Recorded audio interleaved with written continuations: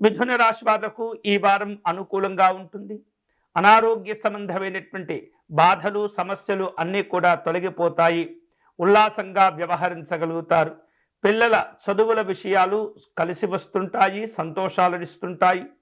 ఆత్మవిశ్వాసాలు కూడా పెరుగుతాయి. సంఘంలో ఈ వారం మంచి గుర్తింపు గౌరవాలు ఏర్పడుతుంటాయి. ప్రయాణాల వలన లాభాలు పొందుతుంటారు. ఆధ్యాత్మిక దైవ చింతన కార్యక్రమాల్లో పాల్గొంటారు.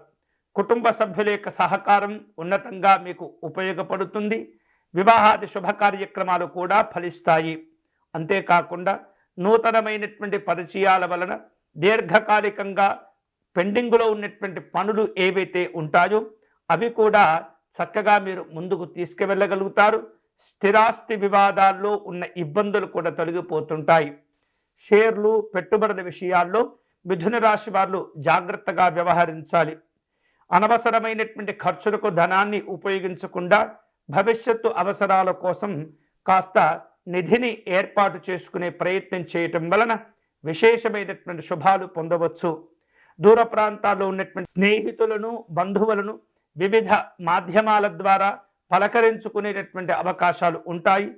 ఆధ్యాత్మిక కార్యక్రమాల్లో పాల్గొంటారు. ఈ వారం మిథున రాశి వారు శుభకరమైనటువంటి ఫలితాలు పొందేందుకై ఆంజనేయ స్వామి వారిని ఉపాసించటం, ఆంజనేయ స్వామి వారి యొక్క అర్చన నిర్వహించటం మంచిది. వీలైతే కనుక ప్రతిరోజు హనుమాన్ చాలీసా పారాయణం చేసుకోవటం మరీ మంచిది.